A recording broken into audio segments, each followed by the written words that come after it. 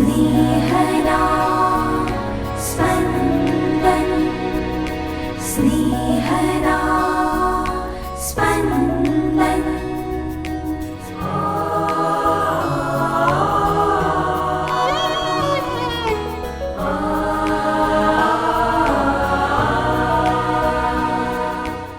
પાસ્ખા ઋતુના ત્રીજા અઠવાડિયાનો શનિવાર. ધર્મસભા આજે શુભ સંદેશકાર સંત માર્કનો તહેવાર ઉજવે છે. સંત માર્કે સંત પીતરની છત્રછાયા નીચે ચારે શુભ સંદેશમાં સૌથી પહેલો શુભ સંદેશ લખ્યો હતો. આપણે શુભ સંદેશને શ્રદ્ધાથી ઝીલી નિષ્ઠાપૂર્વક ઈસુને પગલે ચાલતા રહી શુભ સંદેશની ઘોષણા કરતા રહીએ. સાંભળીએ સંત માર્ક કૃત શુભ સંદેશ, અધ્યાય 16, કડી 15-20.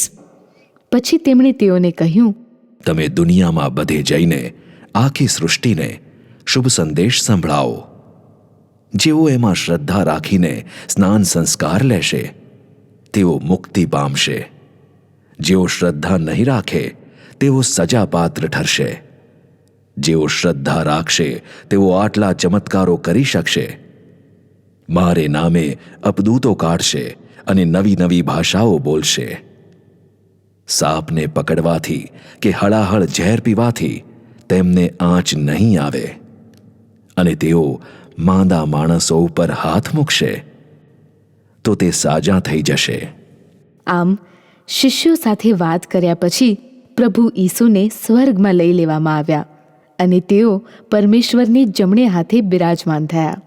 પણ શિષ્યો તો નીકળી પડ્યા અને સર્વત્ર શુભ સંદેશની ઘોષણા કરવા લાગ્યા અને પ્રભુ તેમને કાર્યમાં સહાય આપતા અને ચમત્કારો દ્વારા સંદેશનું સમર્થન કરતા રહ્યા.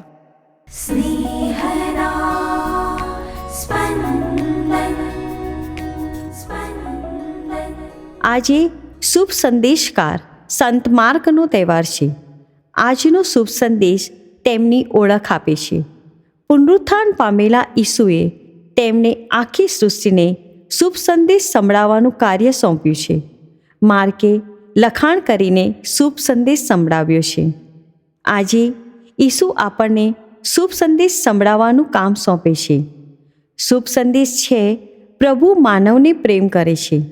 પ્રત્યેક માનવને પોતાના રોજિંદા જીવનમાં પ્રભુના પ્રેમનો અનુભવ થાય એવી સગવડ આપણે કરી આપવાની છે.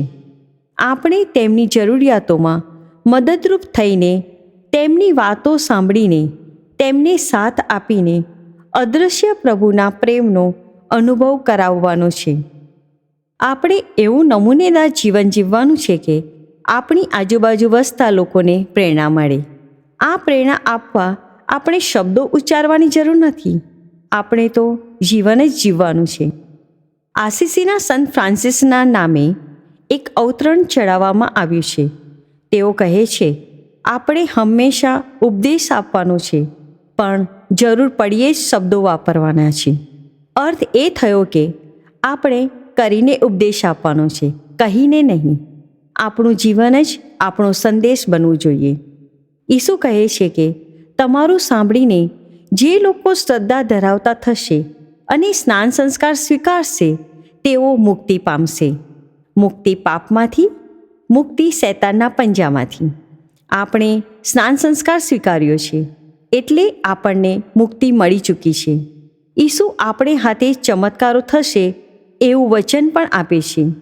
ઈસુ જે ચમત્કારો કરતા હતા તે ચમત્કારો આપણે તેમના અનુયાયીઓ કરી શકીએ છીએ. આજે શુભ સંદેશનો પ્રચાર કરનારા પુરોહિતો, સાધ્વીઓ, ધર્મબંધુઓ, ધર્મ શિક્ષકોની સહાયમાં પ્રભુ છે. પ્રભુ તેઓને ધગશ આપે છે, હિંમત આપે છે. વિસ્તાર પ્રમાણેની ભાષા શીખવવામાં મદદ કરે છે. તેમના ઉપદેશથી અને કાર્યથી ચમત્કારો સર્જાય છે. વ્યસની વ્યસન છોડે તે ચમત્કાર, અભણ ભણેલો બને તે ચમત્કાર.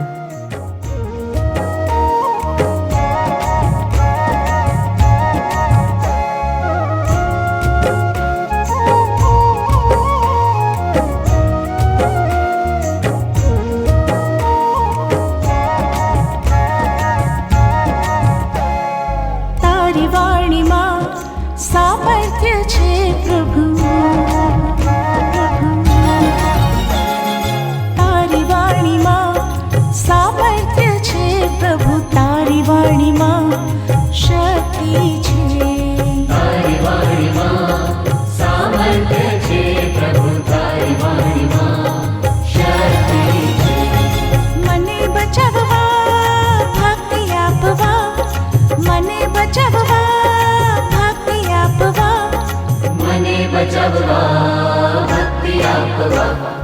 તારી વાણીમાં સામર્થ્ય છે પ્રભુ, તારી વાણીમાં શક્તિ છે. તારી વાણીમાં સામર્થ્ય છે પ્રભુ, તારી વાણીમાં શક્તિ છે.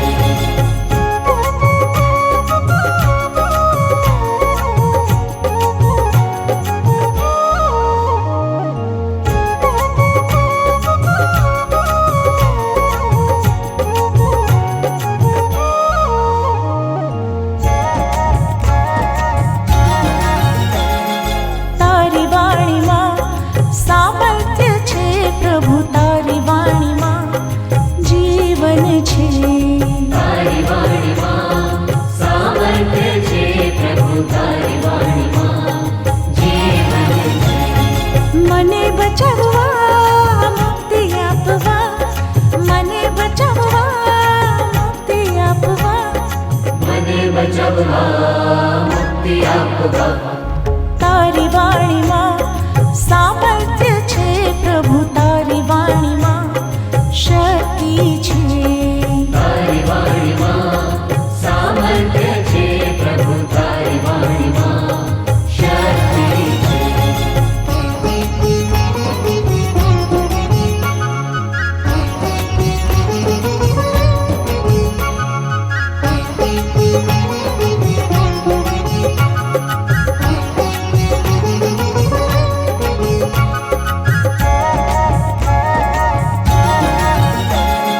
તારી વાણીમાં સામર્થ્ય છે પ્રભુ, તારી વાણીમાં માફી છે.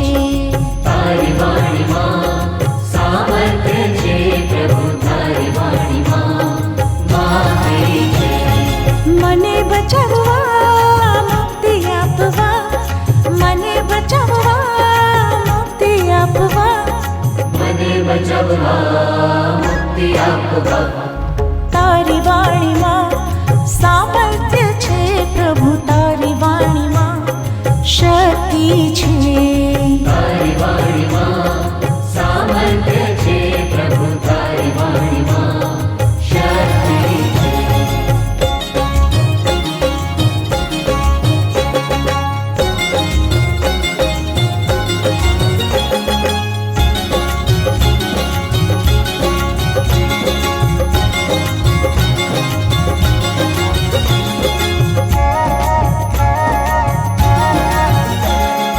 તારી વાણીમાં સામર્થ્ય છે પ્રભુ, તારી વાણીમાં પ્રીતિ છે. તારી વાણીમાં સામર્થ્ય છે પ્રભુ, તારી વાણીમાં પ્રીતિ છે. મને બચાવવા મુક્તિ આપવા, મને બચાવવા મુક્તિ આપવા, મને બચાવવા મુક્તિ આપવા.